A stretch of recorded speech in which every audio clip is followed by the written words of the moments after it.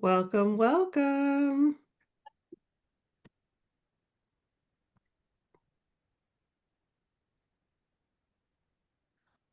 I see some folks that I recognize. Hello, Sarko.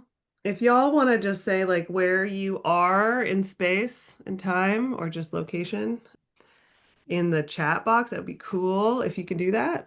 And also if you have any things that you're hoping to get answered today, we're gonna have Q&A open and you can ask questions throughout, but also if you're coming in with an agenda of learning, please let us know.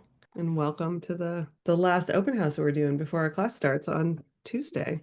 So I'm Dr. Hannah. Most of you know me. I am the founder director of SoundMind. I have a lot of degrees that you can learn about when I do the PowerPoint at the end. And I'm super excited to have this chat tonight. We'll probably talk for about an hour about this topic and then launch into a little bit about SoundMind program for anyone who is here to learn about that. And you can ask questions if you want as well. And yeah, maybe we can just go around and do intros. So Diana, do you want to go next? Sure. I'm Diana. It's Diana in Spanish, but both work. And I'm Costa Rican. I live here in Costa Rica. And I work for the SoundMind Training Program. Super happy to be here. And a passionate student of psychoanalysis, ceremonial psychedelic use, and music. Awesome. Coakee, welcome. Hey, thank you. My name is Coakee William Wildcat from the Oklahoma Seminole Nation, Cougar Clan, Thomas Palmer Band. I was born into the Paley Church, and I've been with psychedelic medicines my whole life, minus a few years early on when I got away from them for a little while. And I've been doing organic gardening since I was 5. So for 40-something years, been working with plants and soil, and I'm very much into agroecology and ecological restoration work, which I view as pieces of this bigger picture of healing from all the genocides and ecocides of all of our ancestors' pasts, and really looking at the whole picture of what it means to heal enough that we can really get embodied again and heal relationships internally and externally. And I think that's what I've been invited to speak about today. Awesome. Thank you. Sarko. So Sarko is our surprise guest. So he's going to tell us a little bit about his work for the first 10 minutes. And also will be a TA this year in the SoundMind Training Program, which is awesome. So yeah, maybe just a little bit about you, and then we'll do a meditation, and then you can tell us a little bit about your recent work. And then we'll launch into Kwaki's topic. Hello, everybody. My name's Sarko Jerjerian. I'm in Boston, Massachusetts, on the east coast of the country. Born and raised in that area. I grew up in Chelsea, raised my kids in Winthrop, and our whole unit moved into Boston recently. Super excited to be here. A little bit about me. I became a police officer in my 30s. I'm in my late 40s now at the rank of lieutenant in the department that hired me. I've heavily gone in the direction of an advocate, an activist for access to entheogens, respecting all the lanes that are available for people to access them, and kind of helping to speak on having everybody in those lanes kind of get along and help each other out, right? The religious, the recreational, and the medical. I don't know what else can I say. I'm also a therapist, trained psychedelic assisted therapist, not only through MAPS, but SoundMind and Hannah. And I've experienced a number of the medicines as I guess this kind of relates to the story as a healthy normal in research protocol, in training protocols, and recently received a religious accommodation at work to be able to participate with entheogens in religious containers settings without fear of losing my job or coming back to my home base and getting targeted. So very happy to be here with you. Thank you. Awesome. All right, Diana. Do you want to lead us through a little bit of a grounding exercise? So we start every class with a grounding exercise. You can also call it meditation. But I think it's nice to start with that together. So we'll do that, and then we'll go into some more academic and thoughtful exercises. Sure.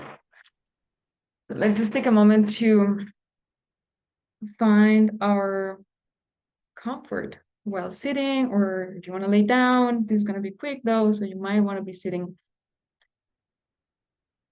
You can have your back straight if you want. It's not needed though. The point is that you find a comfortable position for you right now. And let's just take a moment to slow down.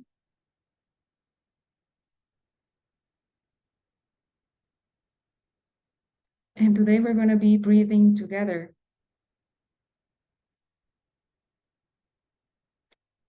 So you can close your eyes, you can have them open, it's optional.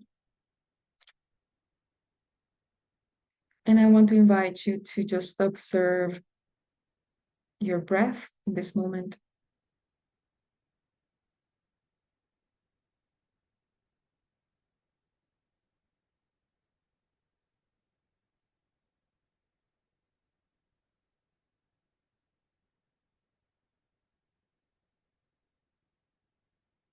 Just observing your breath without needing to change anything.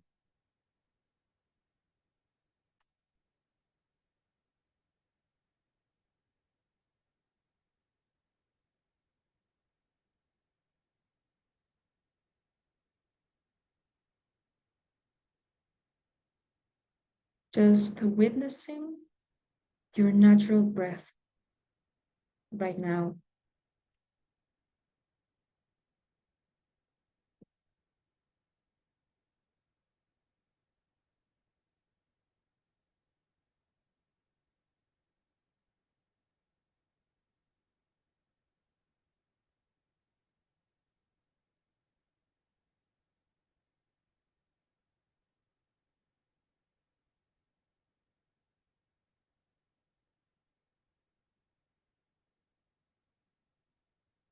And slowly and gently, feel free to explore how does it feel to make it a little bit deeper and a little bit longer.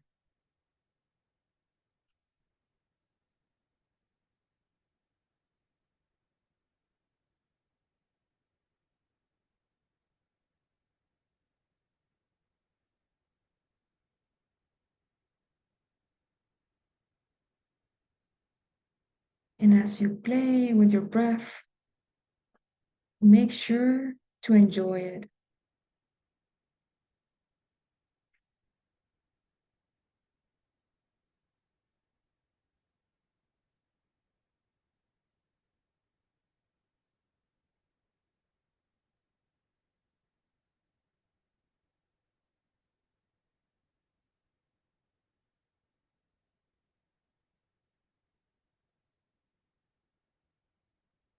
Taking the time to really savor your breath.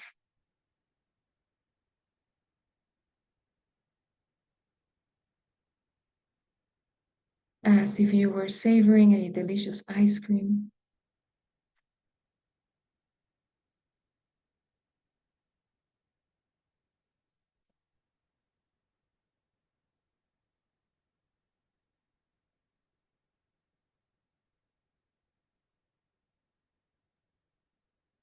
And take a moment to marinate in the enjoyment of your own presence.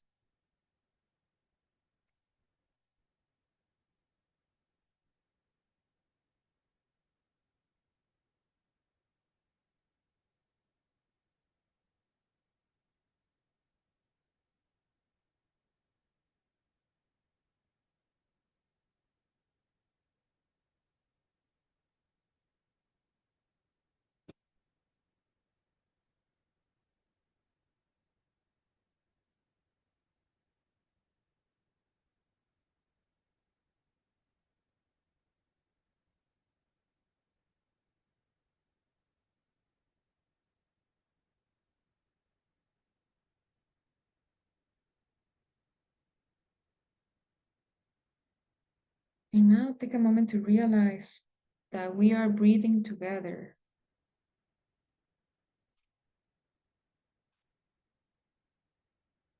Even though we're in different parts of the world, we are here and we are breathing together.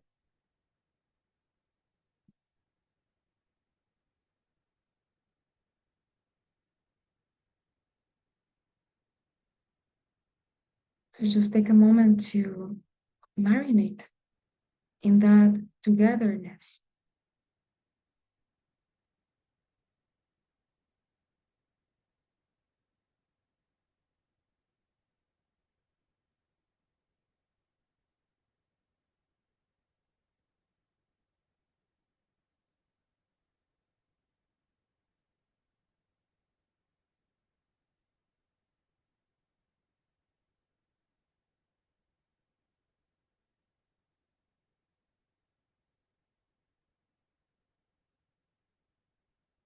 And realizing that breathing together helps regulate the nervous system and creates a sense of connection,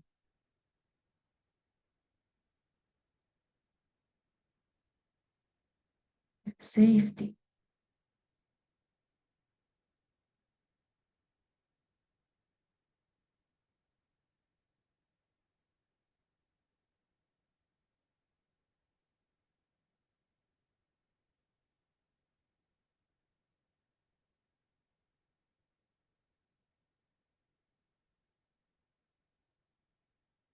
Let's take 3 final deep breaths together. Inhaling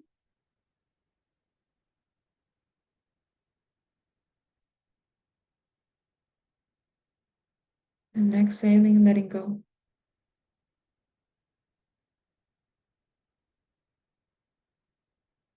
And again, inhaling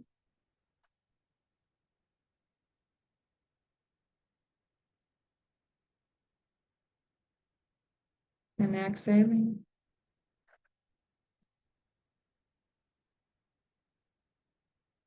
One more time, inhaling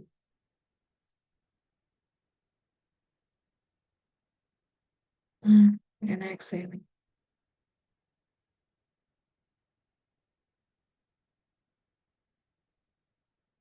And at your own pace, feel free to open your eyes and move your body a little bit.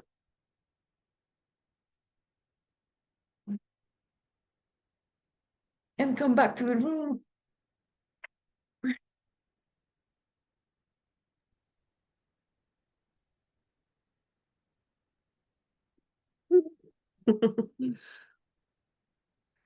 Thank you. Thank you. Amazing.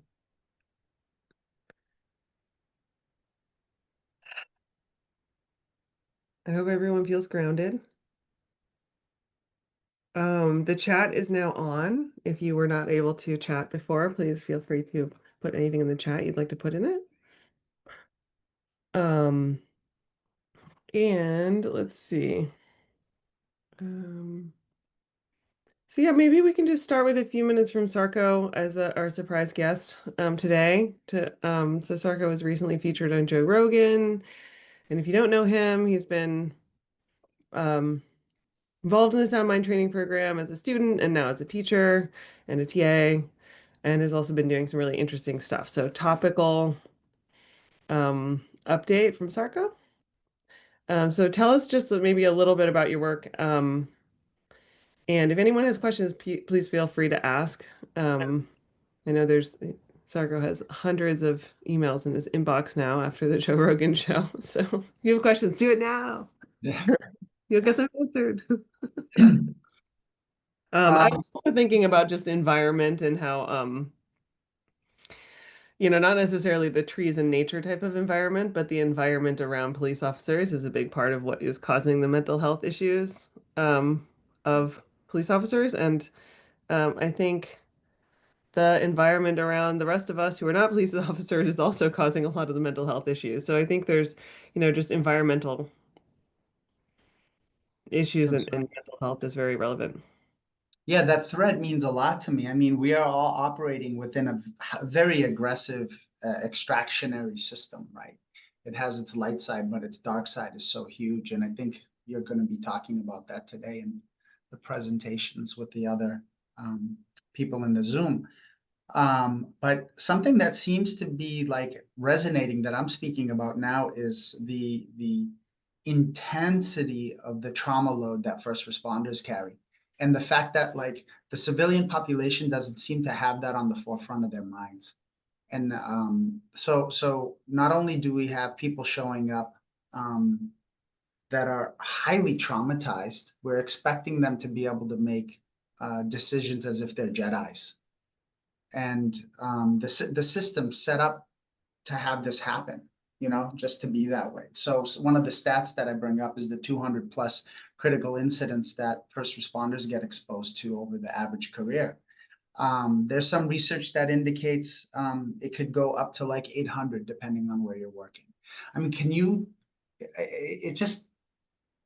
it's mind-boggling to me. And then when something happens, something explosive happens, everyone acts like, oh, how could that happen? Well, I'll tell you how that could happen. You know what I mean? And I've been speaking about that. And that's the thread that I connect to my belief that all people need access to these healing modalities. You know, I don't want to live in a world where there's a delay for the first responders because of unjust laws at the federal level. So that's where my speaking opportunities seem to be arising, because I will get up and I'll call out Schedule 1 as a lie, you know. And some audiences already know that, and other audiences, they haven't heard that coming from somebody within the system. So it lands in different ways, depending on who I'm speaking to, you know. So that's a big part of what's going on. I mean, that came up on the Joe Rogan show. That came up. My intuition said something happened when he agreed, when I said Schedule 1 is a lie. And his voice, if I remember correctly, guys, I'm just working from memory, seemed to go a little lower. And he said, why, yes, I think it is a lie. And my intuition said, that's a moment. Just because of the size of the audience that he has, and who is listening and watching to him, in particular, first responders. His huge amount of cops are listening to this, of all ranks, right?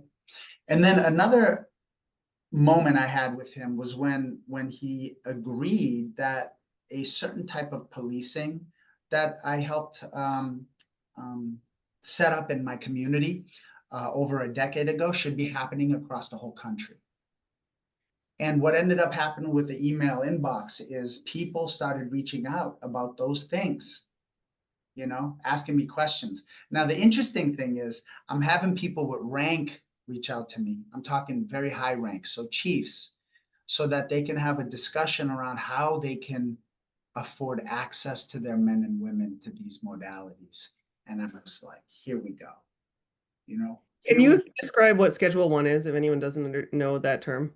Sure. It's the category that the government, the federal government, came up with to house compounds and substances that they deem to have no medical use and are highly addictive.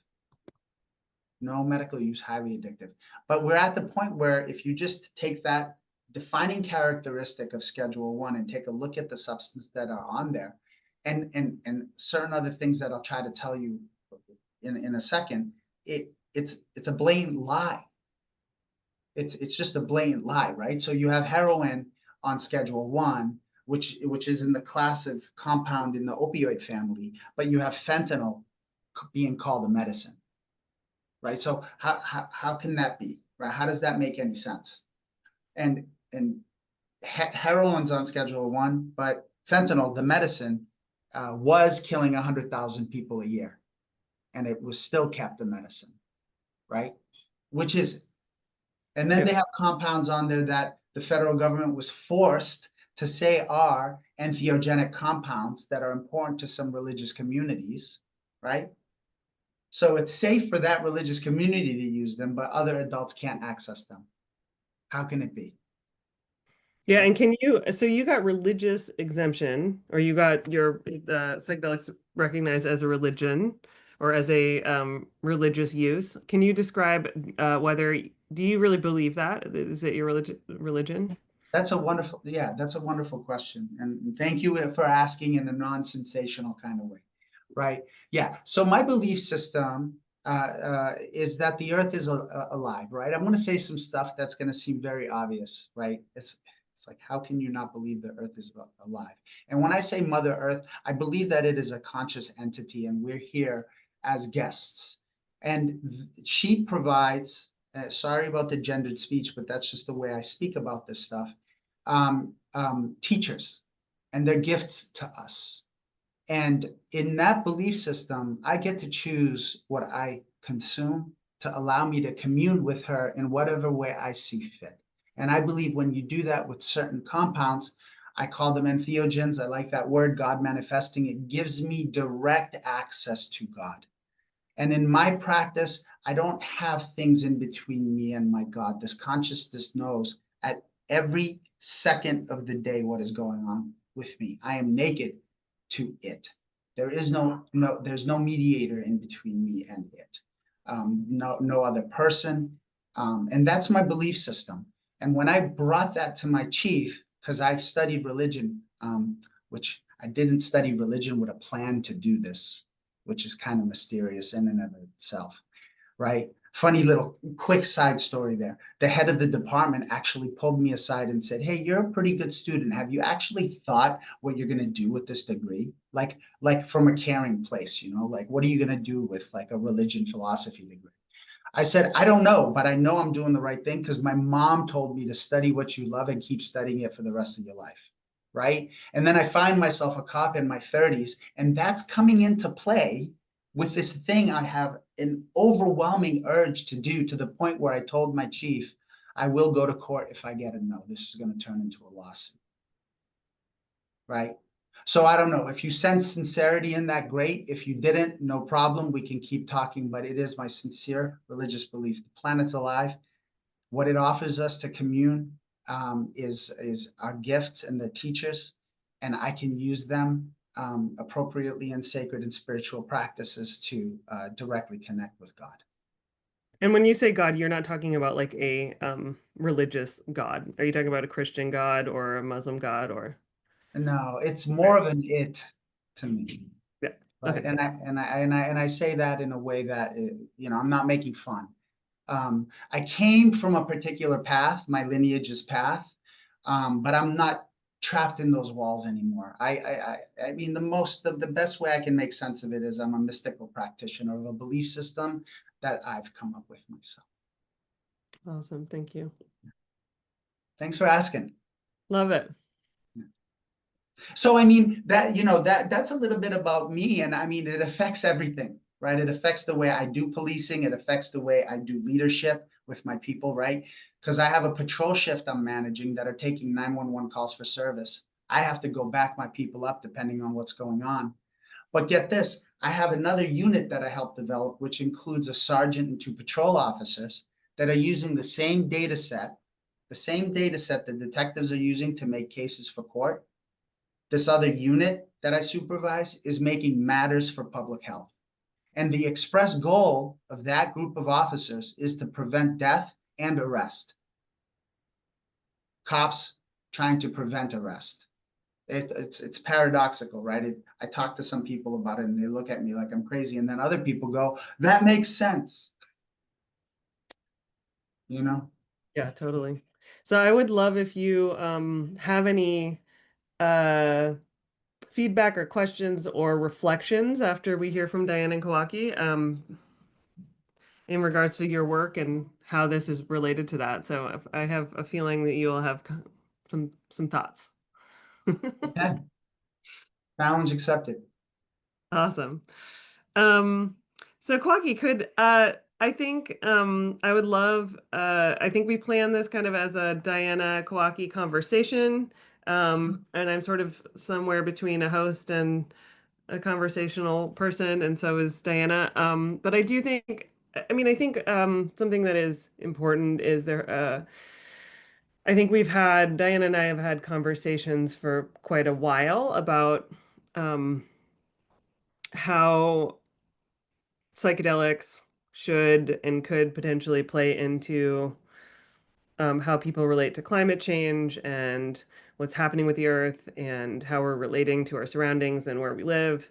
Um, and just having feelings that maybe there could be some really interesting projects there. And then we met you at the Denver conference, and I think just the conversations just went wild, wild directions, which I love.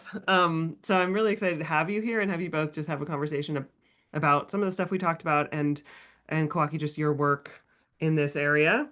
Um, so maybe we can just start out, Coakee, with you describing a little bit about like the words in the title of this talk. Some people I'm sure came and don't have any idea what we're about to talk about, and came out of curiosity, and then others may have some background.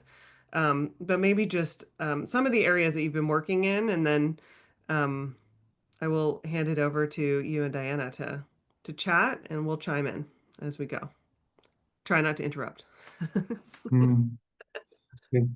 Cool. Thank you. Thank you all for having me. Honored to share stage with everybody here. It's great to see my friends. What are those words? Are they agroecology, ecorestoration, and re-indigenizing? Yes. That's Those correct. words we're Yeah. talking about? Cycled through like 10 different words. So those are the ones Yeah, we cycled on. But if you want to describe the other ones too, you can do that. Yeah. Well, I guess not everybody even knows what those words mean, and they're very important to all of the work that I'm doing. So sometimes I forget that. It's good to just communicate that. Agroecology is working with ecosystems and really studying how ecosystems work to do agriculture, which means getting your food from one place rather than moving around foraging to get your food. Agriculture is like getting you from one place. So agroecology is studying how ecosystems work so that you can really work with them in respectful ways and understanding your part within that ecosystem that you are a part of, that living meta-organism, that you are a cell or a biota inside of, understanding what all of those relationships are and what ecological succession is, like all of the dynamics of how the ecosystem works and all of those relationships, so that we can get our food in ways that are mutually empowering, so that all the beings in that society that we're a part of, that the larger ecosystem, can all get all of our needs met better. Ecosystem restoration, or ecorestoration for short, I honestly believe there's no universal agreed definition for this, but in my mind, it means helping ecological succession move forward. And ecological succession is not even a concept that I think most Americans are really clear about. There's always disturbances happening, like if a big storm comes through, or a fire, or a meteorite crashes, a tornado, mudslide, earthquake, if a large mammal, if their culture changes suddenly, so their behavior changes suddenly, to where the ecological effects of the behavior are no longer in line with what they were during the coevolution of that system, that's a disturbance. And we see that with human beings right now. And so disturbance is sort of disrupting the equilibrium state that an ecosystem can be in. And what you see, if there are big disruptions, are different plant communities. Like you see certain plant communities that are only present during equilibrium states certain species start to become less prominent, and other species pop up to sort of take the place. And so disturbance will move succession backwards, and then ecological succession is when things settle again. A wave after wave of plant community come through, of different species, different groups of species will appear for a while, and some start to disappear while others come in. And after a while, you see it's a completely different plant community. So we imagine just a succession, which means a sequence through time, a succession of different plant communities. That's ecological succession. It gets back to an equilibrium state. And so we can know that equilibrium state through this plant community that stays sort of like long-term after a while. It just settles in, and that's like the long-term plant community.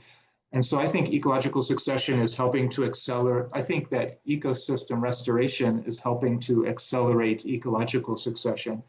And there's a lot of value for us in doing that, because as we move forward through ecological succession, we have more biodiverse and therefore more biocomplex ecosystems, which means more resilient ecosystems with more foods and medicines available in those ecosystems, more nutrient densities in the food. And they're more fungal. There's more fungal biodiversity, and the fungi are the master chemists on this planet.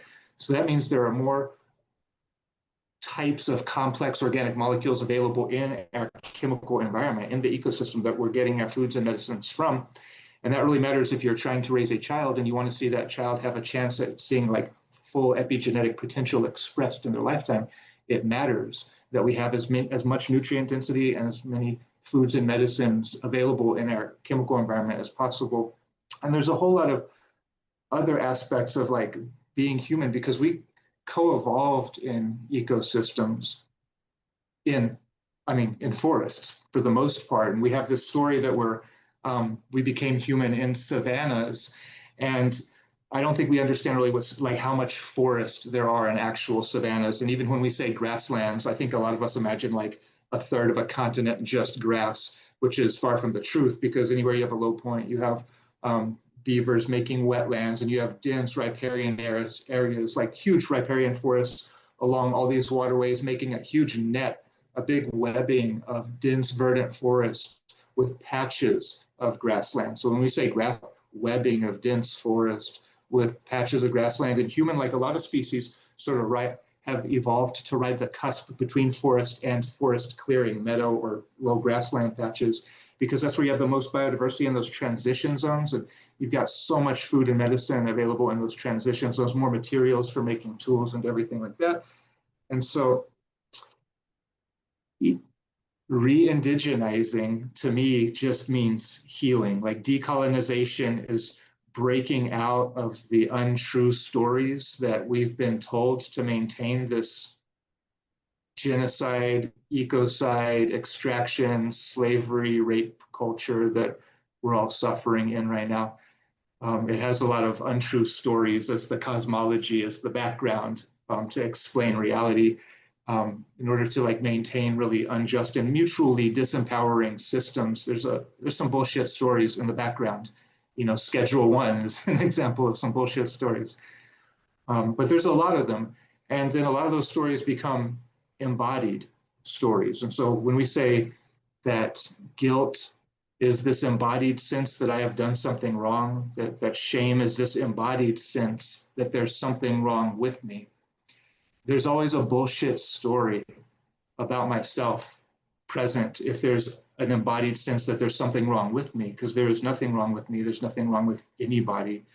But we do have some bullshit stories that say there are.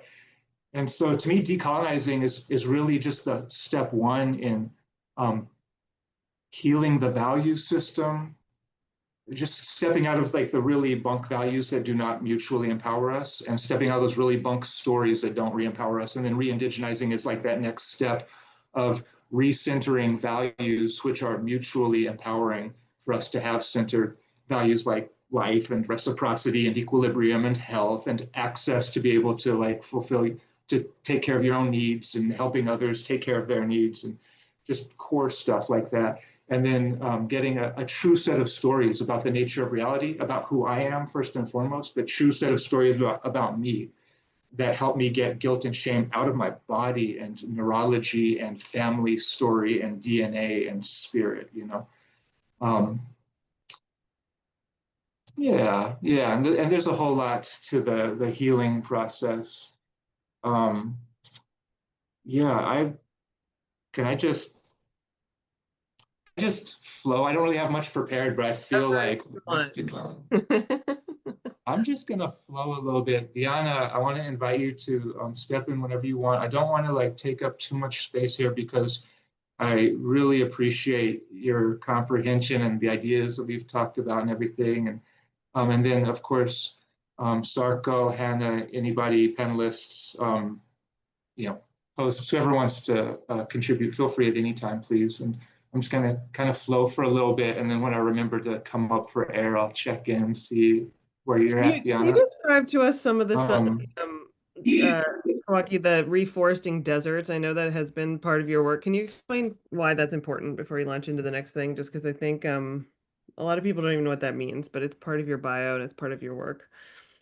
Oh my gosh, yeah, thank you for this opportunity. I really have this perception of like what this space is and how to like try to like conform my shtick and my agenda into like making it relevant to this conversation, this space. But really, like this is the most important thing in my mind. We've got so many things that are like the first and most important thing, you know, like we really have to like get guilt and shame out of our bodies and get back to self-love and self-worth fully, you know, like that's one of the most important things. And there's a lot of these most important things. One of the things is we've just deforested half of a planet, and the forests of this planet run the life support system on this planet. And so our life support system on this planet is faltering right now, and that the rate at which it's failing is accelerating right now. And so this is an emergency moment. This is probably the most critical moment in human history. And I don't mean to like put drama or like appeal to emotion to like manipulate anybody. This is my perception, honestly. I think this is the most critical moment in human history, and it's really time for us to act our age as a species. And we really need this healing work, the decolonization and the re-indigenizing, that I think of as healing from the genocides of our indigenous ancestors, all of our ancestors having been indigenous, including all of the indigenous tribes of Europe, everybody, all of our ancestors have gone through some really harsh genocides recently, which have caused all of these problems that really disconnect us from ourselves, first and foremost, and then that resonates out to where all of our broken relationships externally are preventing us from like finding these solutions that we need right now. And one of the big picture global solutions is that we have, as a species, we need to reforest this planet right now. And we need to do it coherently. We need to do it with very biodiverse native species, and that's unique. What those communities are is unique to every region. So every bioregion, we need people studying those unique forests. And so studying what ecological succession is, because we have a lot of tricks up our sleeve now when we put all of the Western science and all of the ancient indigenous sciences together to tell a comprehensive story of the whole thing. We've got a lot of science collectively on this planet for how to do this. We need people figuring out who those specific plant communities are and how to skip stages of ecological succession to get back to mature forests quickly, because mature forests are much more powerful at regulating global climate. And Anastasia Makarieva, like one of the world's authorities in ecology, climate physics, you know, she asserts that and explains it fairly clearly. We need, as a species, to get back to, we need to reforest this planet that we have recently deforested. So most people in the United States here, in the most ecologically illiterate culture on the planet, and probably that has ever existed on the planet, because we are the most disconnected from our food of any culture that has ever existed on this planet, and most traumatized and most disturbed and most mentally ill culture that has ever existed on this planet, as far as I can tell. I think most people here, we're so ecologically illiterate. We have ecological amnesia in this country, the way we have all just historical amnesia in general, because our history, our collective histories are so brutal and barbaric. It's very hard to even look at it, think of it, hold it. None of us are taught how to shoulder intergenerational trauma, you know, not taught how to shoulder our own trauma or our mother's trauma, that mirror neurons hardwired into our worldview or any of this. You know, we're not taught how to process any of this. And so, it makes sense, as brutal as our history is, that we have this historical amnesia. The piece of that, which is the ecological amnesia, is a real bottleneck in our agency in dealing with the climate and ecology crisis. So your question is a very important question that I'm glad you asked. Almost, as far as I know, every major desert on the planet was created by human beings during sudden changes in technologies. John Liu asserts that some of those were changes in hunting technologies, but certainly I think most of them were changes in agricultural technologies. So when we especially started taking trees and shrubs out of our agricultural systems. So North Africa, the Middle East, I mean, you know, North Africa, that was fertile jungle. the Fertile Crescent was a fertile crescent, and the humans there remember taking trees and shrubs out of their agricultural systems, and now it's a giant desert on the planet. And so the Sonoran Desert, in Phoenix, we have the largest canal system on Earth that was built about 1,000 years ago out of a cement that's stronger than anything we're using today by whoever was living there 1,000 years ago. It's a bigger canal system than all the canals in Venice and Amsterdam and all of the rest of Europe combined. We're mostly unaware of that in this country. We don't have a story for who those people were, what that civilization was in this country, which is very interesting to me. But certainly they were a large agricultural society, and now that canal system is in the middle of one of the most brutal deserts in the world. So we've recently created all of the deserts on this planet through sudden changes in behavior, which have ecological impacts. It takes evolution time to catch up to the changes in the ecological impact. When culture changes, behavior changes. When behavior changes, the ecological impact of that behavior changes. It takes evolution time to catch up. So we have the power. We know, like there are technologies like Miyawaki reforestation. We know how to turn desert back into forest. We know how to trigger forest events. And there's this love of the species in the desert, and so people are afraid to do that. They don't want to do that. And plus, we don't want to play God with things that we can't end, and we don't know the effects of our actions. But we do know that we are moving in a very bad direction quickly. We know that we need to reforest the planet, and we know that we created all of these deserts fairly recently in human around. We're saying now 300,000 years we've been human, but 1 million years ago, Heidelbergensis and Neanderthal were using fire and axe.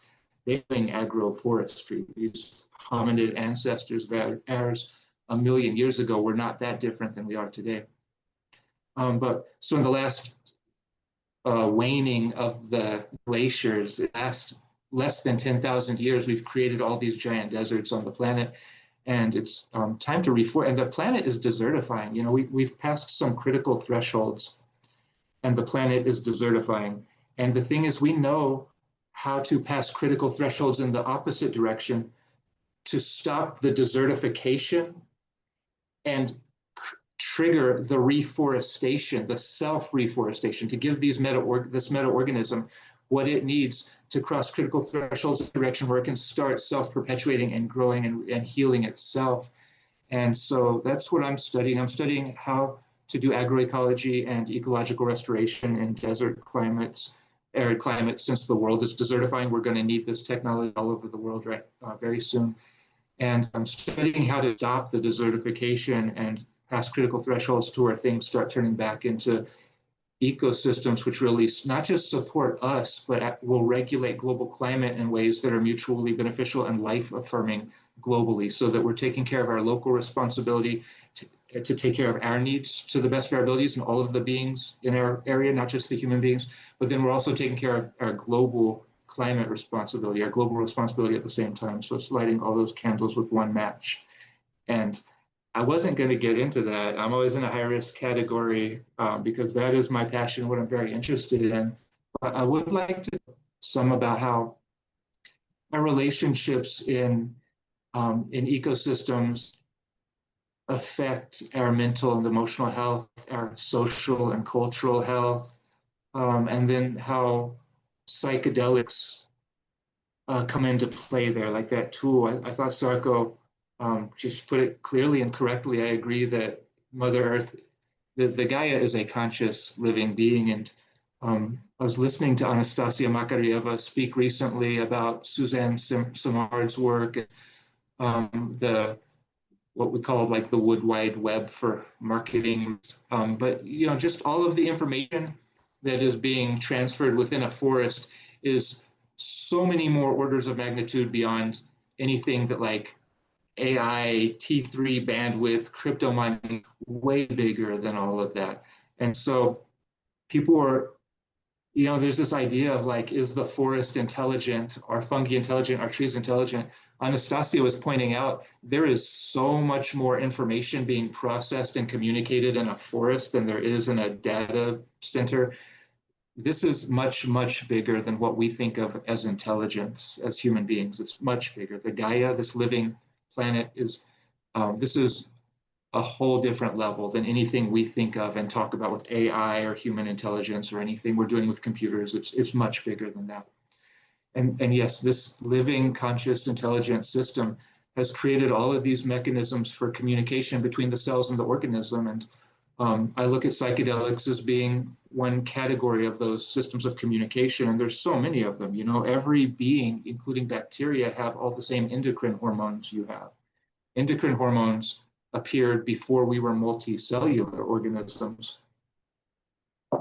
So all the pheromones that everybody's releasing, we evolved in forests. And so as a mammal, we have a ventral vagal nervous system, you know, and that has to do with self-regulation, being in relation to the group that we're in. We need this constant stream of multiple safety signals to re-equilibrate after sympathetic nervous system gets activated. You know, we need a stream of multiple safety signals coming in to just get back into parasympathetic and to relax the stress response, the threat response, go back into like a sense of safety state with our body. And so Western science is beginning to peer into this. But the thing is, we co-evolved in forest ecosystems, and our regulation is in relation to all the bird calls. Like, you know, when the monkeys or the birds scream out an alarm, you know your body knows that's an alarm. We evolved to be in relation. So it's not just human safety or threat signals, it's all of the beings. And so plants are communicating with infrared. We know that now. They're communicating with pheromones, and there's like multiple ways above the ground. The organism is communicating with psychedelics, and it's not just humans who use psychedelics. Every animal on the planet uses psychedelics. This is just one category of ways of communication happening above ground. There's all these ways of communication happening below ground, and this was through the coevolution of this intelligent system. And we know now that because every plant in the forest is connected through the mycorrhizal network, that every plant and every fungi organism in the forest is exchanging information, exchanging resource, connected in the way the cells in your body are connected in, exchanging information, exchanging resource in multiple ways. That in this country, we think of the tree as the organism and a forest as many organisms, but the reality is the forest is one organism. It's the meta-organism. And human beings are like biota, animals are like biota. We can move around in relation to that structure, that fixed structure. So we're like the biota inside your intestines, on your skin, and your eyes, your sinus cavity, you know. And the biota are vital. You cannot live without your bacteria, right? You know, you can't live without your bacteria. You would die without you. The biota are a vital part of the health of the meta-organism. And so it's vital for the biota to be living in equilibrium with the rest of the meta-organism. Mother Earth offers us these medicines, these psychedelic medicines, as a way to maintain and restore equilibrium between the different species and the different cells and the different tissues and the different organs of the meta-organism, which is the forest. And so that's how I look at that.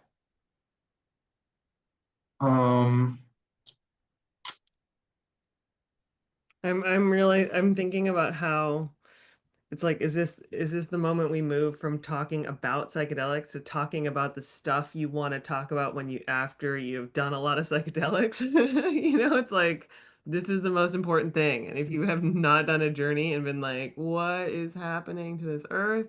What am I looking at? What is nature? You gotta do some more. But I think it's like oftentimes psychedelics help people connect to the disconnection that we have.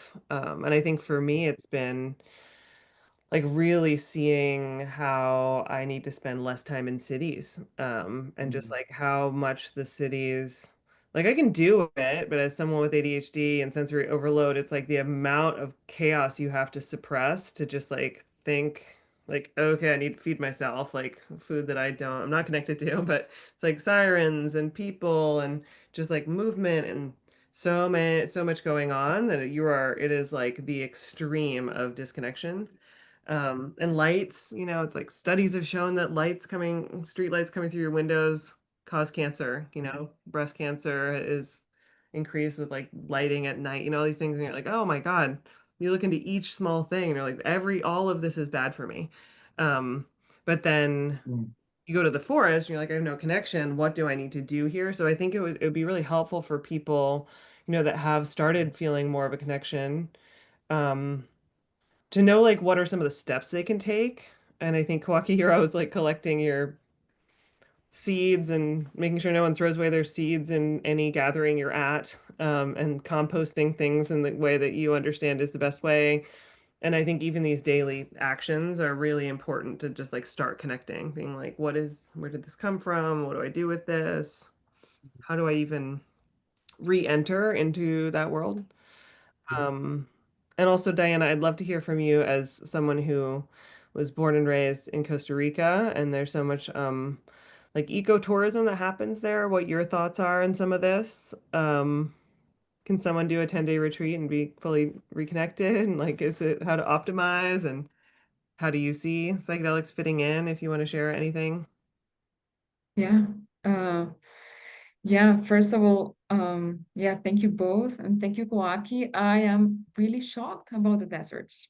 Like it really hit home, when you were sharing about the deserts. But um, I guess what comes up for me in this conversation is, it's like I go back to the psychedelic experience and how, in my own experience, and I've seen this in other people, psychedelics can enhance this sensation or this awareness of being connected to nature in very interesting ways. And the word, when I was brainstorming ideas for this conversation, the word that came to me was animism, this feeling that nature is alive, right? And it's like, even like if nature had a personality, and let's say I'm in a psychedelic experience, or after a psychedelic experience, I see a tree, and it almost feels like I can talk to the tree for the first time, maybe in my adult life, or I see the grass and it feels like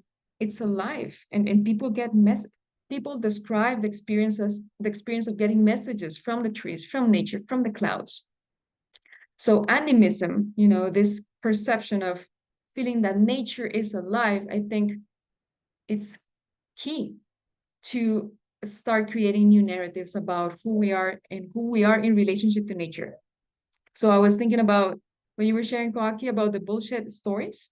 I think one of the most poignant bullshit stories that I can think of right now is the story that nature is something, it's an object to be consumed and exploited and extracted. And I think humans are able to do that, to exploit nature, because we feel it's an object, because we don't think it's alive. So animism, this sensation of witnessing nature coming to life through a psychedelic experience or through a spiritual practice, can be key in changing this narrative and changing the way we relate to nature. As we were speaking yesterday, Coakee, like maybe after the experience of animism, is not as easy to go and cut down a tree, because you know it's alive and because you feel it.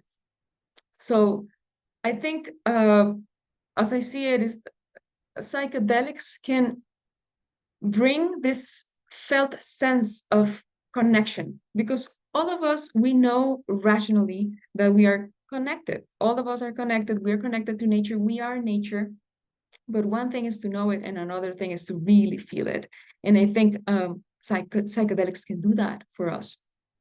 So, yeah, one of the questions I was pondering yesterday, and I'm just going to drop the question and see what people here think, is how can we create new narratives about nature? I love what Sarko was saying, like Earth as a living being, right? How can we keep cultivating these narratives about nature that, that position our relationship to nature in a different way, that speak about reciprocity and that really change the way we relate to ourselves and others.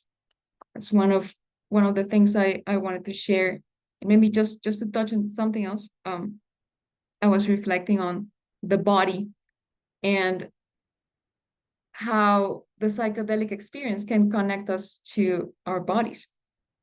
some people share that, maybe after a psychedelic experience, they feel embodied for the first time in many years. And being the sensation, the feeling of being in our bodies I believe, is the most intimate experience of nature that we can have. We are nature and we can feel it. We can feel it from the inside.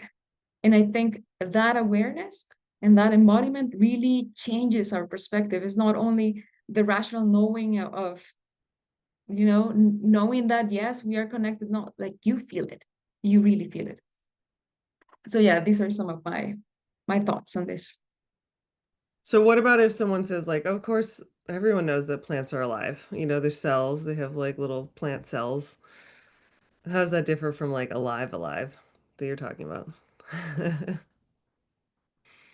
Yeah, that's a very good question. I think what I'm trying to say is that I think there's a difference. I want to hear your thoughts, Hannah. I think there's a difference between knowing and really feeling it. And this is why I'm bringing up this somatic layer to the conversation, because I can know that a tree is alive and I can cut it down. But if I really feel it, if I see the tree as a relative, which is animism, I see nature, animals, the trees as my relatives, maybe I won't cut it because I'm going to grieve that death as it was a human. And we can even see something that is interesting is the exercise of naming trees, naming rivers, naming the mountains, right? When we start naming nature, we start to, I believe we start to acknowledge nature as beings, as living beings. So yeah, I believe there is a difference between the intellectual level of just knowing and then being able to actually feel it. Totally. And it reminds me of Fermin, who is somebody we work with in our Peru Huachuma retreats. And he's Quero, like indigenous from Peru. And he was like, a lot of people don't understand why we're always playing flutes as we're like walking. And they think it's because we're playing it for ourselves to walk, but actually we're playing it for the mountains so that they know we're coming, because it's considered rude if the mountain didn't hear you before you just showed up there. And I was like, okay, yeah. So I try to alert when I'm coming as much as I can. Tasha did make a comment which I think is important. She said, as city dweller, I also think it's valuable to empower people in cities to reimagine what a city can be. We have the opportunity to plant gardens and forests wherever we live on this planet. Would love to explore psychedelics as catalysts for that shift as well. I totally agree. And I think I think a lot about just even light pollution. There was a point in time that all I wanted to do was read about light and light science and like seasonal affective disordered lamps to keep your to keep your circadian clock set on a 24-hour cycle. Like really, really interesting stuff. Lots of literature. But they have, for streetlights, they have little skirts that you can put on them so they're not glaring into everyone's windows. And it's like even just small things like that, or just like the ice cream truck that's like, what kind of crazy is this making me? Um, Reducing some of those things would make a huge difference. And I think I think a lot about, I grew up in New Hampshire, which is where I am right now, visiting family. But when I'm here, what strikes me so much is the stars, and how I just always saw the stars as a child up until I left when I was like 18. But every night you can go outside, you see the stars. And in Philly, you go outside, and even on a clear night, you can't see the stars because of the light pollution. And just thinking about how much that, like, it helps you remember your size. If you can see the stars, you remember like there's more than just me. Like there's a whole expansive universe, and then there's me, and I'm little, and like my problems seem big, but maybe they're kind of smaller than they really are, or feeling like. And I think in the city, there's almost like a craziness that happens if no one can see the stars. It's like everyone forgets what size they are, and then the problems get bigger and bigger, and you can't like recalibrate your size to the universe. And then you can't remember that we are a star, like we're one of them, and we need to keep, where we are happy and alive. Yeah, light science. It was a moment of my life. Thank you for that, Tasha. Sarko, any thoughts? Thank you for the invite in. Yeah, I have one. I mean, we're contending with major belief systems that teach from a very young age that glory and miracle are to come, that glory and miracle is not happening right now in life that you're experiencing in the present. Those teaching systems, they like everything, have a positive side to them, but there is a dark side to them as well, where if you're taught to lose sight of the miracle that is right in front of you, like and to hold on to the false belief system that you actually know what is going on right now for something to come later, then it's easy for you to crush and destroy and wallow in suffering, you know, in the present moment. And those are hugely influential things that we're contending against. The present miracle, this. I mean, I sometimes say, what is this? Who are you? This is a miracle. We're talking to each other through a screen. You're another living being in a room, safe. You're sending sounds that are putting images in my mind, and I'm making sense of those images, and we're communicating and understanding one another. How is that even happening? We're just pretending to understand that. It's a miracle. The miracle is right now. It's all around us. And we need to preserve it and help sustain it, not destroy it, rape it, suck it dry. The terms that you used, my friend. I mean, that's what the system does. It does that to us and everything that's all around us. That's what we're contending with. Yeah. Thank you, Sarko. I was going to say, well, you might think you're saying stuff and that I'm perceiving it and it makes sense, but it doesn't make any sense, Sarko. Just a mess with you, just a mess. I love it. Coakee, can you teach us some things that we can do? How do we save our seeds? What does that even mean? I'd love to. I was wondering what Diana was thinking. May I check in with her first and then answer that question? Is anything alive for you? Just give me a moment. Let me see. I think what's alive for me is a lot of gratitude to be able to have these conversations. I was reflecting yesterday after our chat, Coakee and I were chatting to prepare for this conversation today, and I was reflecting on authenticity and how we talk about healing and we teach about healing, and how authenticity, I believe, is such a key component for healing. This is what we're doing. We're going back to our authenticity. And I think this conversation about nature, it's also a conversation about our nature, and that's authenticity. So I think it is revolutionary, I want to say that word, to have authentic conversations in these spaces, you know, in spaces about psychedelic education, ecological reforestation. Let's bring authenticity to our conversations. I think that is really important for me. It's not just something, it's not just cosmetic, it's essential, bringing that authenticity to our conversations. That's what's alive for me. Thank you, Coakee, for asking. Thank you for that. Yeah, Hannah, I look at like two, like the macro and the micro at the same time, because they're equally powerful. Like if we do not reforest this planet quickly, then everything else we're doing is for naught. We have to get on that now. And so on that side, planting trees, committing to planting trees. There's a movement spreading around the world called 100 trees a year, where we're making 2 asks of every person. We're asking every person. So I'm asking everyone here right now, please, to consider committing to yourself to plant 100 trees a year for the rest of your life. That's one ask. And the other ask is to commit to yourself to or to make space, to think about committing to yourself, to let everybody you know. So that's what I'm doing. I've made both of those commitments to myself. So I'm letting everybody know right now that this movement is happening, 100 trees a year. And it's My might seem first question with that would be, do you have to plant them and then water them and keep them alive, or are you just planting them and leaving?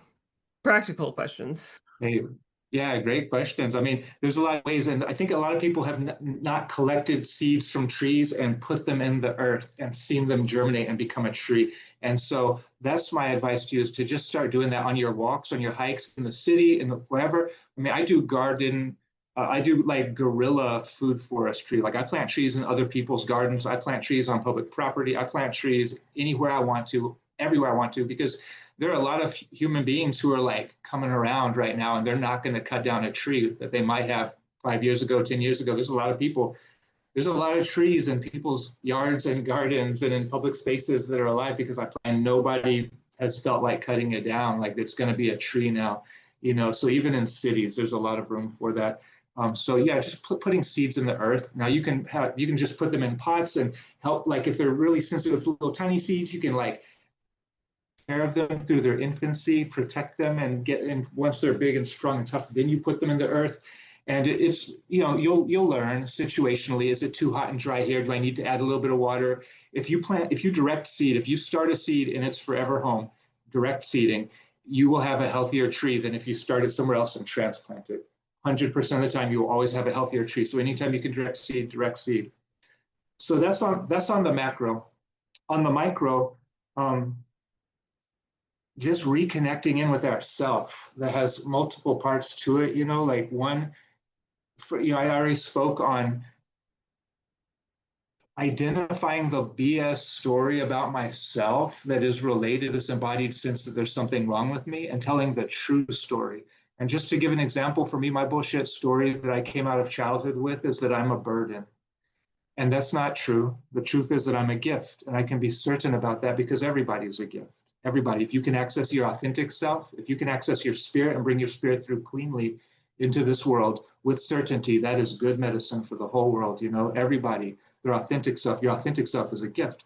And so I identified that bullshit story that was associated with the guilt. I identified the true story, which usually is the exact opposite, the true story. And I made that true story a mantra in my life, long enough that I became to like believe it, first of all, but then like eventually begin embodying that truth. So to replace embodied nonsense story with embodied true story is like the beginning of giving myself permission to now feel my feelings. Now it's becoming safe space inside of me, and I can start to really feel my feelings, be present. I can be present in my body. I can begin like embodiment exercises, creative embodied expression, play, sport, dance, anything like physical, like embodied play, get self-love and self-worth online for real. And that presence, like Diana was talking about it really well last night and has sort of touched on it a little bit today, just like finding that sweet space inside myself, like the way ayahuasca first began communicating that to me. That was the first message ayahuasca had for me. And it's the first 6 sessions. That was the only message ayahuasca had for me, is that like, I need to get to where I'm holding myself. I'm cultivating space inside of myself that feels as sweet as that cariño that you have for your 3-year-old child when you're well-resourced, that infinite patience, infinite compassion, infinite understanding, where there's no mistake that child can make. There's no mistake. A 3-year-old can't make a mistake, right? If you're well-resourced, if you're present, if your needs are taken care of, and you're caring for a 3-year-old watching, it's just nothing but joy for you to get to witness, to be present for that whole experience, the learning, the growing, the trial and error, everything. And so that sweetness that we feel with a 3-year-old child, ayahuasca would not drop the subject until I accepted it like through and through, and made it like committed myself to replacing the space, the vibe I've been cultivating in myself with that cariño, that infinite cariño for myself. Because ayahuasca said, you are no different than that 3-year-old child in the eyes of divine nature, in this universe, in this divine family, in this universe. You are no different. There's nobody who's different. We all deserve that. And so like micro, like the once I can begin feeling, once I cultivate safe space inside myself, nourishing space inside myself, then I start feeling safe to be myself. My authentic self can start to play, start to express. I can begin getting to know myself. Self-care gets better. And now I'm developing trust with myself. So authentic self is coming out and really express to be myself. Now I'm getting to be authentic. Now I have a way to be authentic. And as self-care gets, I start figuring out self-care, then that it just opens. Once this is the healing process to where now it's easier to feel attunement with you, with the other. Now it's easier for me to feel that loving sense of interconnectedness where my heart wants your heart to feel good the way my heart feels good. And so then caring for others becomes more effortless. So then I begin healing those relationships externally. And not just with other humans, but within the ecosystem I'm a part of. Now it's harder for me to cut down this living tree that I can feel it because I can feel myself now. So yeah, yeah.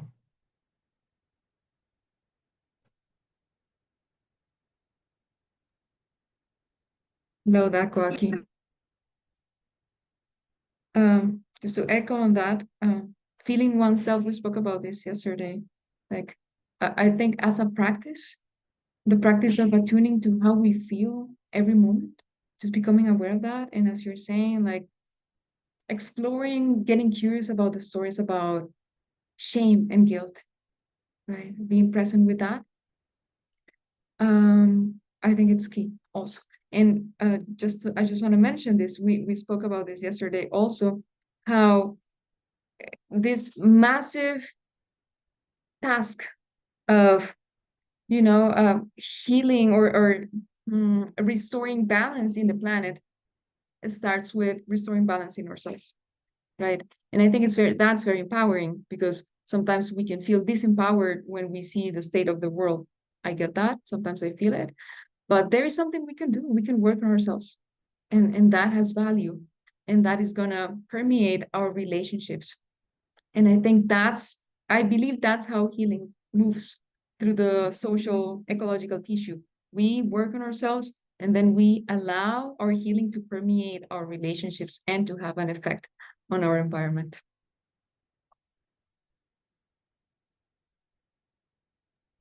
Thank you. Yeah, awesome. And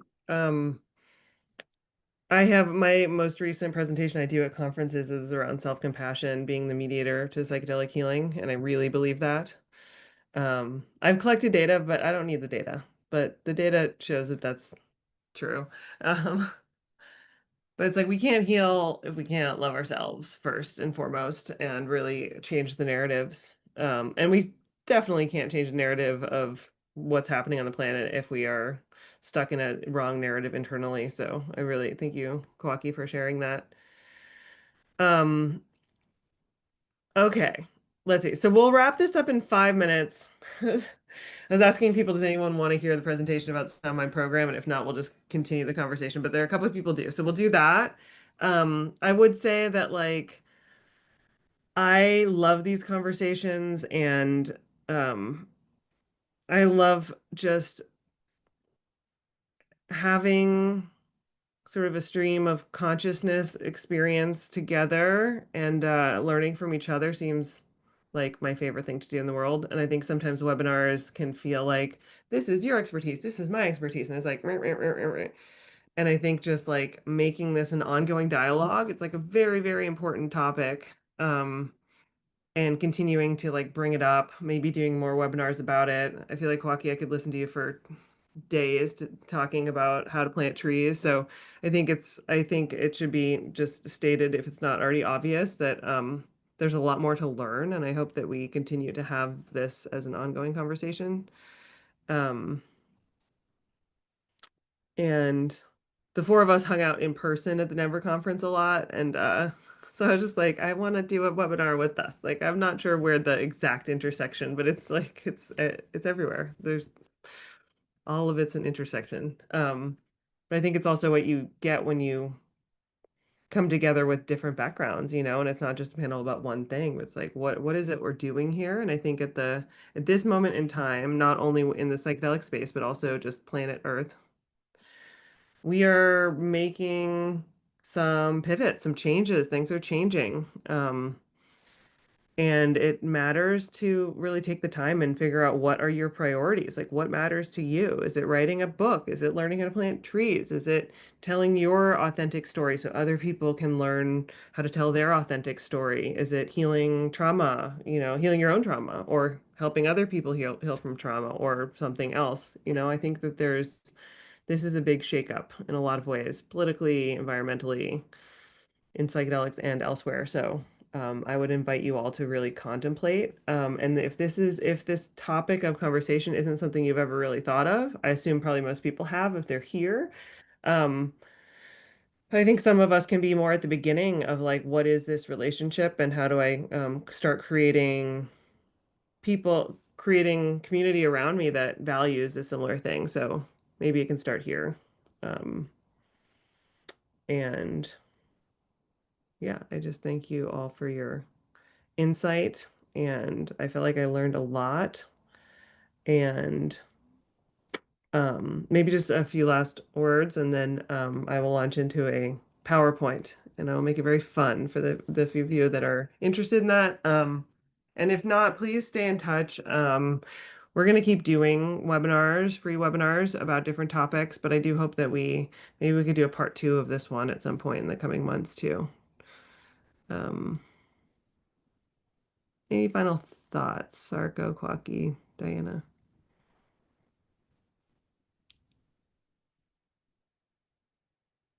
Yeah, one thought is that we have choice points in life, and like these psychedelics don't do things for us if we don't.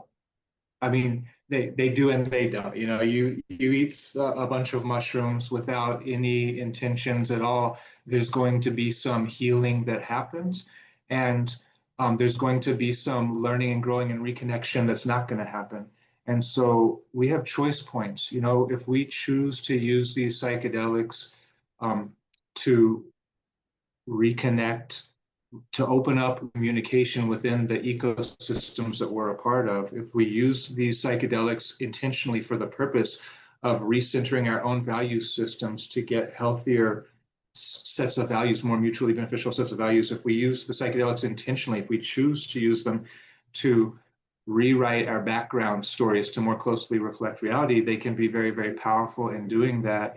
And if we're not using them for those explicit purposes, there's a lot of healing that happens, and there's a lot that can kind of get left on the table. And I don't want to imply like good, bad, right, wrong, because I really don't see it that way. And I really see a ton of value that comes from using psychedelics at parties or whatever, where I know there's a lot of stigma against that. There's huge healing that happens for people who aren't in the market for healing right now, and so I just think it's like a wonderful thing. So I'm not trying to put right or wrong on it, but I do want to just like say that if we don't, we really do need to address this global climate and ecosystem collapse crisis right now coherently as a species. And so if we're using psychedelics for the explicit purpose of empowering our agency and dealing with this crisis moment, then they can be very, very powerful tools for helping us do that. And if we're not thinking about that when we're using them, then we're not going to be as empowered towards those ends, I think, a perception. And so I think it's very important that we do tie these conversations together. So I really appreciate you offering me a format, like a platform for saying that. Thank you. Sarko, Diana? Just reflecting on this idea of togetherness and how, yeah, we have a lot of things to do individually and collectively. And I just feel a sense of peace when I know that we can do this together, that we don't have to do this alone. So thank you. Thank you. Something's coming up for me, and it relates to policing and how does policing connect to all this, right? Like, I think policing at its best can evolve to work to further connection and protect and serve individuals. And policing at its worst gets hijacked and makes men and women in these roles become agents of industry, protecting the capitalistic extractionary system. And Schedule 1 plays into that. And I'm hoping to evolve policing further towards, I call it guardianship, protection of the individuals that make up this collective system that we're a part of, rather than industry interests. Yeah. Thank you. Yeah. I have a lot of thoughts on that. I'm not going to go into it, but I was like, whoa, I went on a major tangent in my head. Yeah. I think as physicians, doctors, it's like how much people go into certain professions because they're like, oh, I'll help. Or I'll enter and change from the inside. You know, it's like, okay. I kind of thought I was going to enter, change it from the inside, and then I was like, oh my God, I'm just going to change it from the outside and do weird, fringy psychedelics. But then it's like watching how the system can kind of try and co-opt and pull back in the things that were like purposely fringe. You know, it's like how many different ways can it try to pull it back into protecting a system that always was. Um, it's been fascinating to watch. Like even from how liability insurance works and billing and venture capitalists coming wanting to buy your clinic 2 days after you open, you know, you're like, what is what? No. But how it's like it's like the creep of the extractive capitalism. You know, you take a little bit of a investment here, and then they have this idea. It's like, so we are, I would say at SoundMind, the most important thing to know, if you're one of the people that said you want to hear the presentation, is that we are very values driven, and we haven't gotten any investment or investors on purpose. So it's like fully bootstrapped, independent. Um, I don't have any affiliations with universities to get money from the government. It's like we can do what we think is the most important thing to do and teach things the way we find them to, I want them to be taught. But in the very early days, I did have conversations with some of the organizations that are bringing some of these molecules to approval, and they said that they would collaborate, but they wanted to then be able to have a say in all of the curriculum. And I was like, oh, no, no, no, no, no. So I think there's ways that things can skew even just values wise within a teaching system.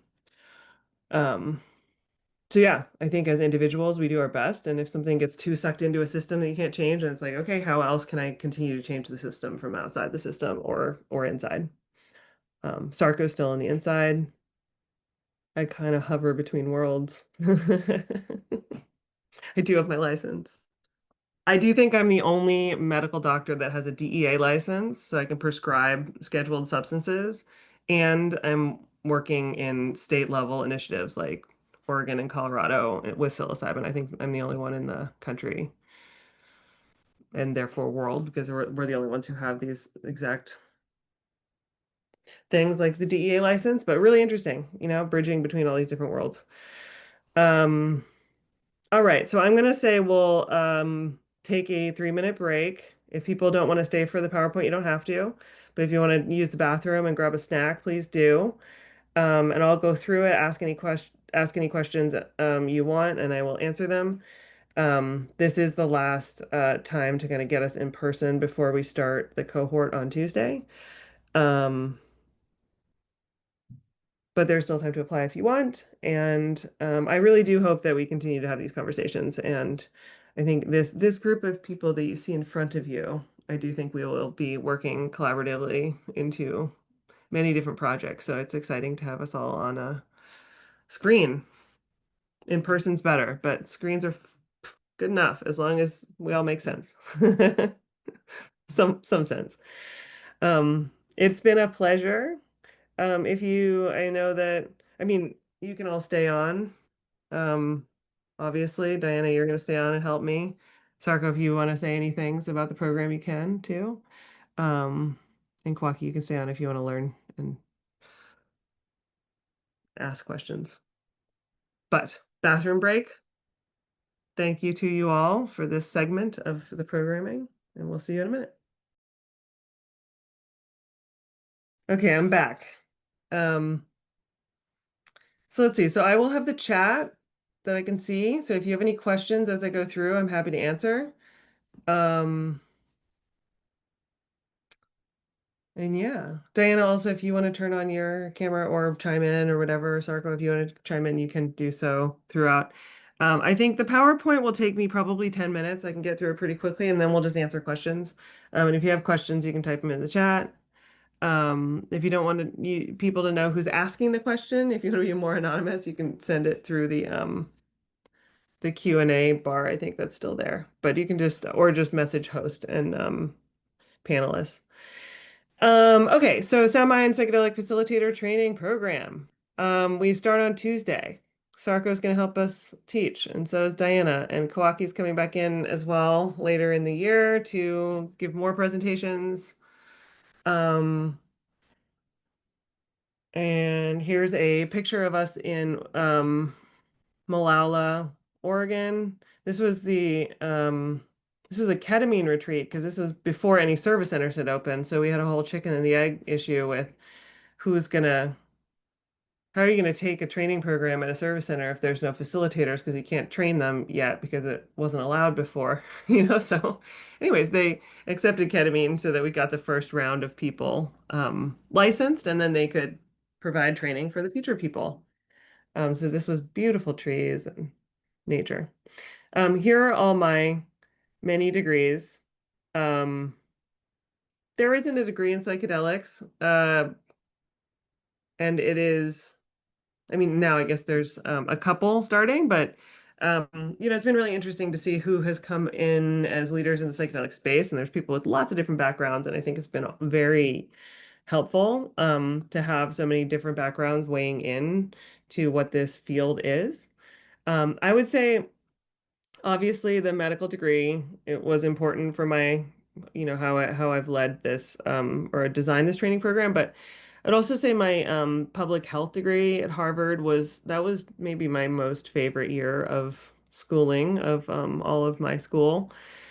And that played a huge part in the ethics curriculum and the informed consent work. So I think that that played a huge role in what's contained in this training curriculum. And also the psychoanalytic program is a 5-year training program that's outside of a university system, but it's 5 years and then hundreds of hours of seeing patients. That is a big part of psychodynamic curriculum, which I think is also very unique to our program.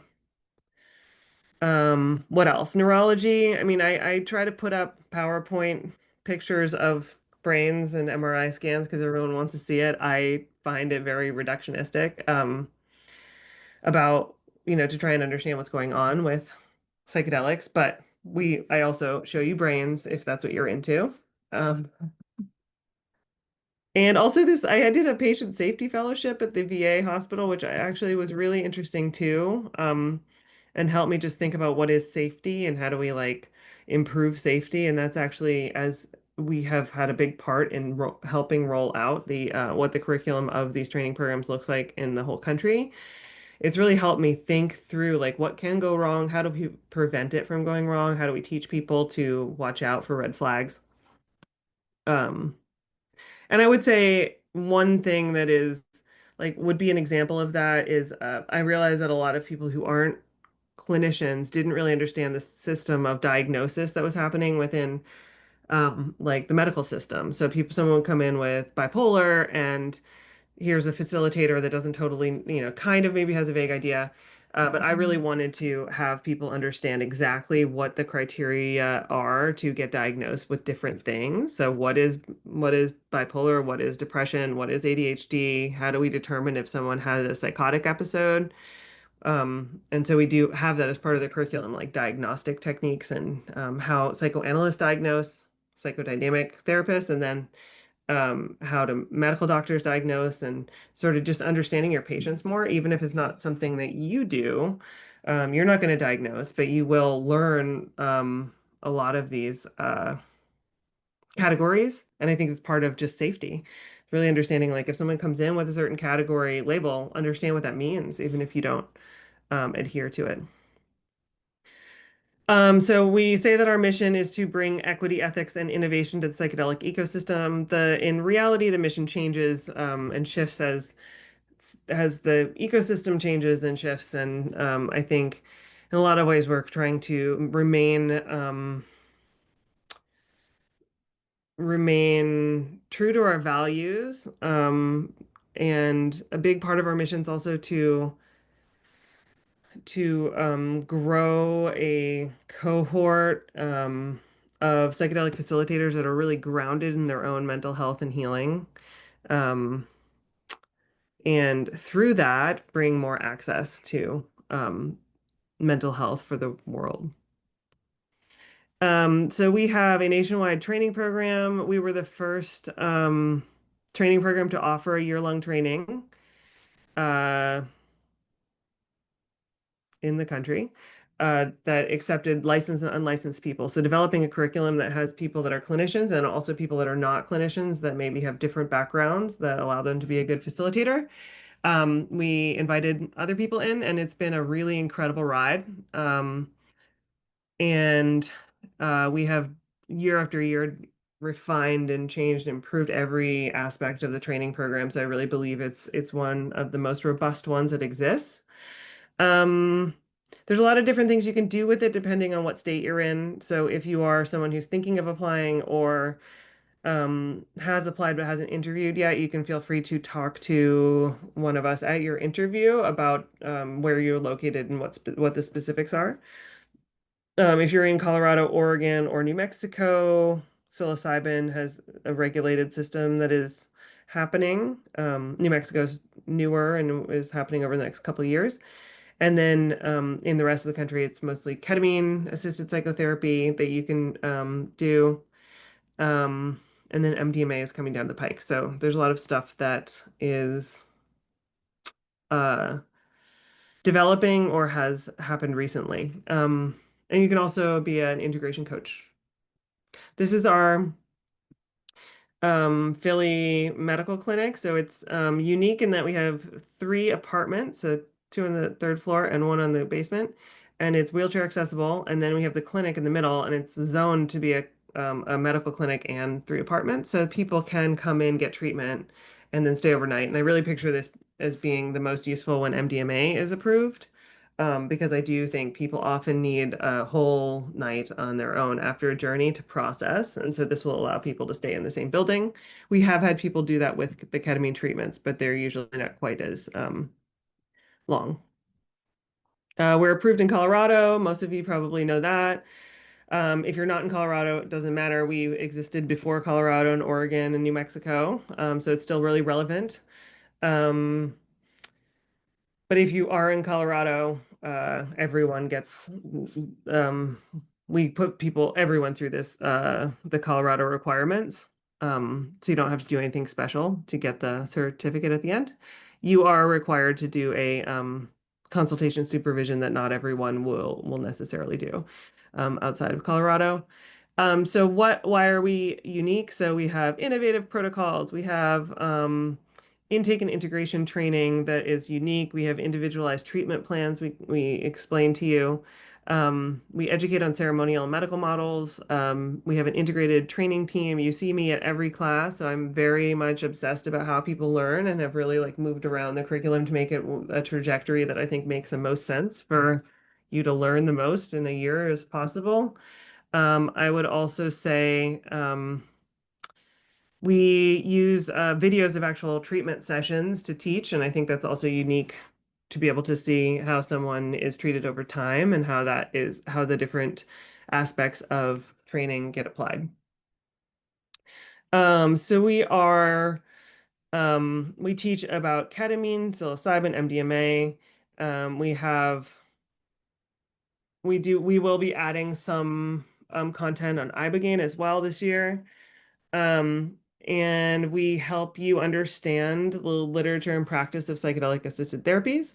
I like to tell people that I think that the skill set needed to be a really good facilitator is 90% the same with all the different molecules and medicines. So if you can really get the um, process and the skills down, psychodynamic skills, integration, preparation, holding space, non-judgmental listening, then you can apply that to most psychedelics. I would say the one that I wouldn't tell people that they're ready to sit for after this. Well, I would say ibogaine as well as ayahuasca. Like we're not training anyone to be a lineage holder in ayahuasca, but we do mostly focus on psilocybin, ketamine, MDMA. We have Wachuma and ibogaine content as well.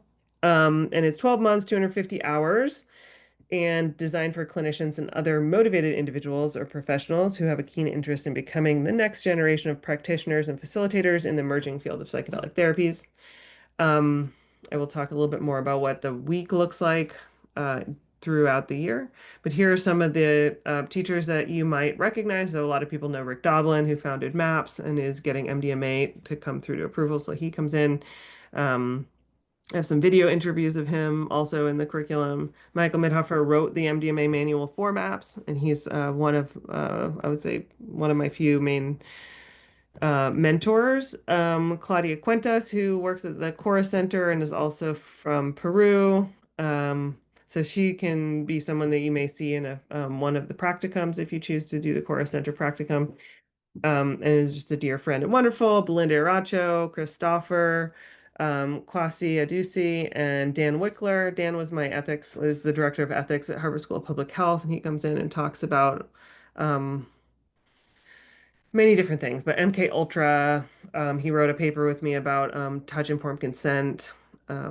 And Kwasi has several different lectures. So, and then I would also say Adele France is a main teacher. So we have a few people that people really love, and they come in and teach multiple classes.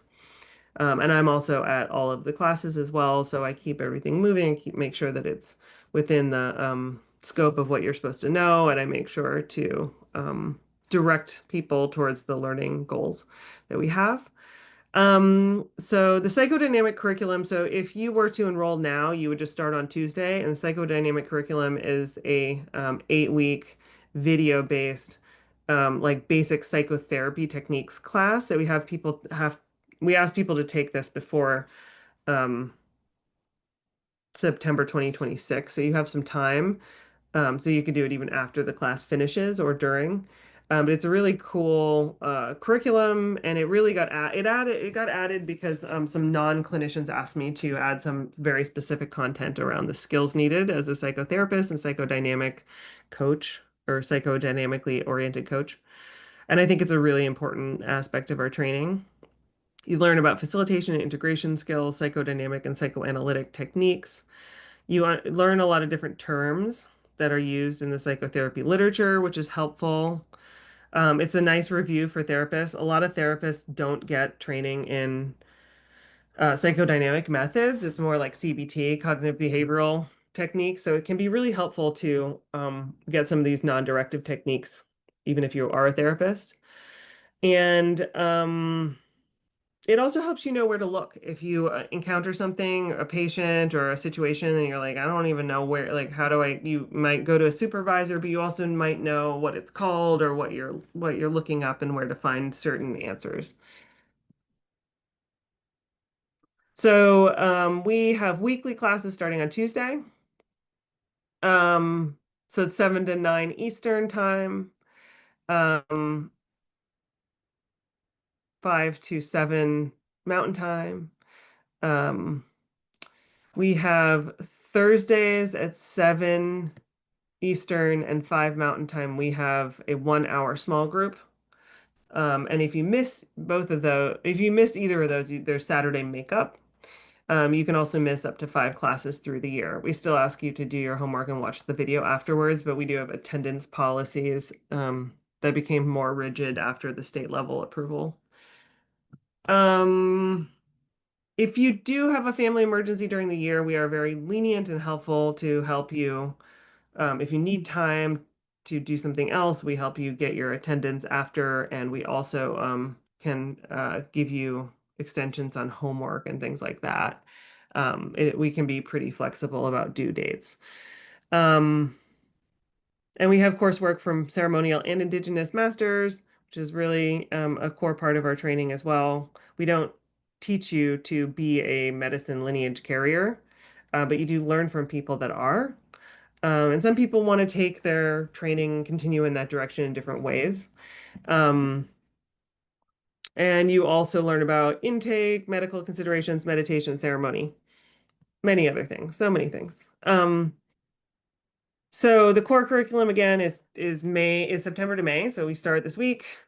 We allow people to enroll up until September 30th, but we're really hoping that as many people as possible can be fully enrolled before Tuesday so that you're not missing and watching videos and catching up. But there is a little bit of flexibility. And then we have same September to May is the Thursday groups. And the psychodynamic curriculum again is a video-based curriculum that can be taken at any time. And we have different practicums. So depending on whether you want to work with ketamine, psilocybin, something else, it's like we have different practicums that can work for what you're hoping to work with. If you are hoping to get Colorado licensure, you do have to take a Colorado practicum or Oregon practicum, because that's what they will accept. If you're looking for the SoundMind certificate and don't care about the Colorado, you have other options, including some ketamine trainings. In the past, we have included Wachuma trainings, and yeah, ask us if you have specific needs. So we do have international retreats. We've held psilocybin retreats in Jamaica and Costa Rica, and we did a Wachuma retreat in Peru.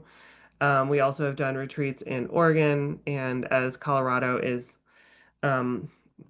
different health centers are opening up, we are making relationships with those centers, and we'll likely have a SoundMind based practicum and in Colorado, but also partner with others. So we like to give students an option of taking non-SoundMind led retreats and count them for our curriculum if they're approved. So right now we have 3 other organizations that we've approved.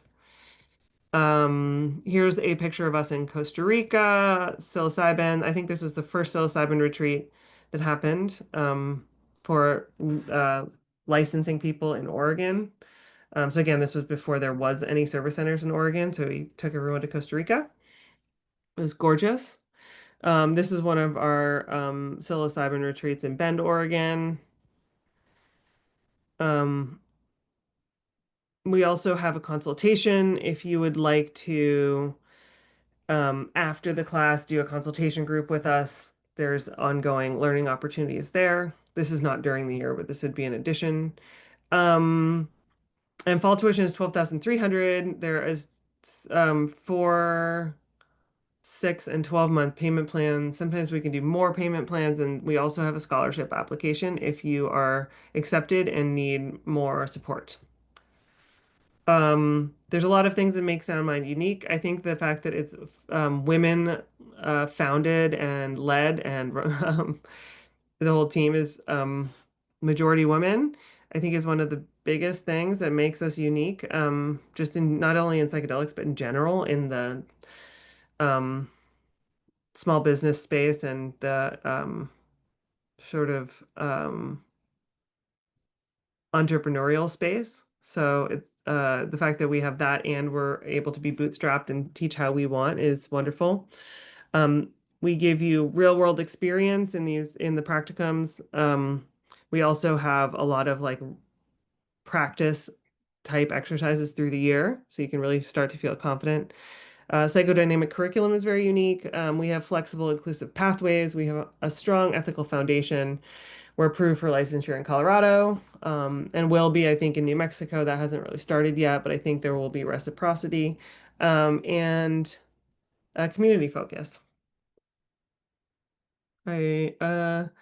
And that's all I got. I think we have more slides sometimes, but I think we wanted to keep this brief. So maybe I am here to answer questions if anyone has them. You can type them. You can raise your hand. You can send them to the hosts and panelists. And maybe in the meantime, Diana and Sarko, you can just like chime in if you feel like there's anything that people should know that are maybe considering the program or anything else. Any other feelings, thoughts? I guess I just want to say that just to echo what you were saying, like we are value driven, and I believe we're heart driven, and this is us, like it, it's us creating this program, it's us running the program. So and you said that, but I think it's important, and I just want to repeat it. We're constantly thinking through what we're doing, and we're constantly bringing this critical perspective to what we're doing. We're constantly improving what we are doing. And yeah, I feel it's a very heart-centered program. And I'm an alumni also. I took the training in 2022, 2023. And yeah, it's been life-changing. Thank you. Yeah, we improve, improve, improve, and now it's perfect, just so everyone knows. It's near perfect. It really, I feel like it really is. Um, but a lot of iterations of how the learning happens and how the hands-on learning happens and how, if someone's not sat, it's like you want someone to feel confident, but not overly confident if there's things that need to be practiced. So it's really helping people find the confidence, start practicing, but also continuing to learn the whole mentality of like a lifelong learning experience that you begin through this year. Sarko, any thoughts? Well, as you shared, I am an alumni as well. So I got to experience this and see firsthand the evolution. And the evolution and change has always been for the betterment of the product for the people, for the sake of the people. It's never been to shorten things or cut things out. It's comprehensive. It covers areas that resonate with you and the instructors. If there's a blind spot and it's important, it's covered. And the top thinkers are brought in and information is shared. Your slide deck is comprehensive. So I'm happy to be here, and I'll answer any questions that come up. Sweet, thank you. Yeah, so we have an alumni asking, can they have access to the ibogaine class? Yes, when it happens. Stefan Lasme is coming in. He's wonderful. And yeah, we have had classes that have been added and then get distributed to alumni if it's like a new module that we didn't have before. Like this year we had like suicidal ideation as taught by Coakee, and it was wonderful. It's part of the Colorado requirements, which actually I think is we would touch on a little bit, but not in depth. And this was a whole 2 hours dedicated to that. What to do if someone says they're suicidal, what to do if you think someone's suicidal. And he really knocked it out of the park with this presentation they did, but really helped people with concrete plans about what to do if someone says something and like, do you have to tell someone, stuff like that. So distributing new content to alumni is important. Any other questions from people thinking about the program?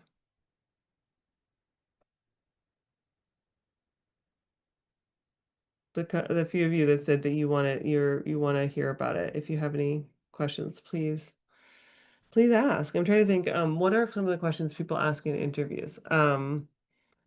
People often want to know what they can do afterwards. So again, it depends on where you're located. I would add that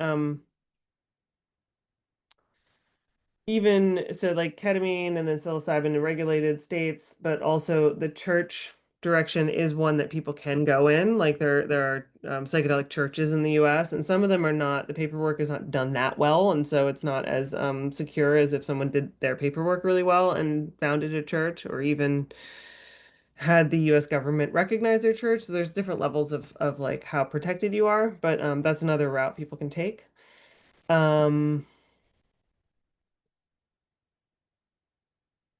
Can you think, Diana, of any other questions that are frequently asked? I think a lot of people ask, like, what can I do in my state? And then we answer that specifically. Um, the retreats can be taken up to 2 years after the end of the class, too. So you can do your practicum, like, you have a pretty big period of time. So you can either take a practicum during the year or at the end of the year, or even a year later, a year or two later, if you want to extend your training like that. And some of the retreats are more ceremonially oriented, and some of them are more medical model oriented, and you can make your choice depending on what you're interested in. Jeff said, but do you have to complete the practicum to get licensed in Colorado? Yes, you do. So you have to complete a practicum.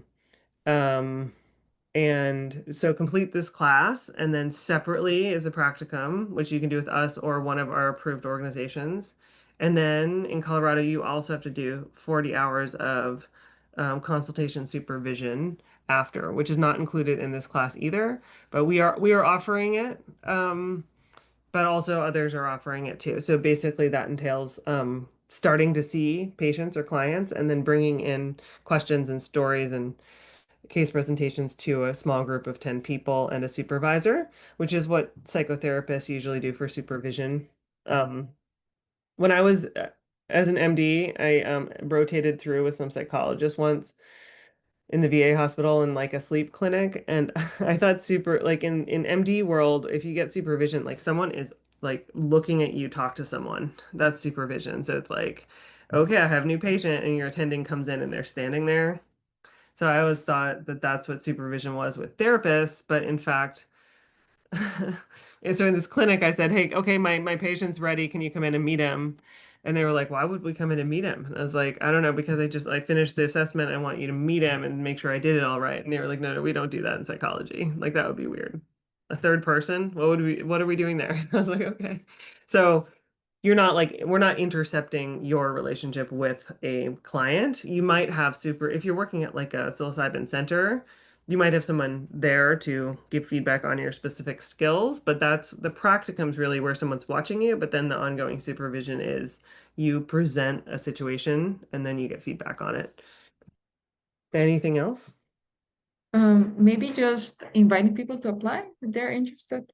You could go ahead and I'm gonna share the link to our website. You can look for the application. You can schedule an admissions meeting, and we can get to know each other and see if we're a good fit. Great. Love that. Practical things. Lucky, how do we save our seeds and how do we plant a tree? Do I have to water it, Diana? Or what's next? There's a there's a URL. So yeah, I got that. I think that's it. I don't think there's anything else. Maybe he's just psychic and knew it was done. Yeah, so just apply. If you have specific questions, we are very accessible. We're excited for everyone to be planting trees. Kawaki's gonna check up on everyone 1 year from now. All right. Any final thoughts or words or questions? And then we'll end it exactly on the hour, which wasn't the plan, but we didn't really have a plan. So we did exactly what we were supposed to do, and it ended up being perfect timing. All right. So I have lots of gratitude for this panel, for everyone who listened. Please send us any questions you have about anything. And thank you for your time. And thanks for a wonderful conversation to all of you here. Thank you. Thank you. Thank you. Thank you. Thank you. Thank you. Bye-bye.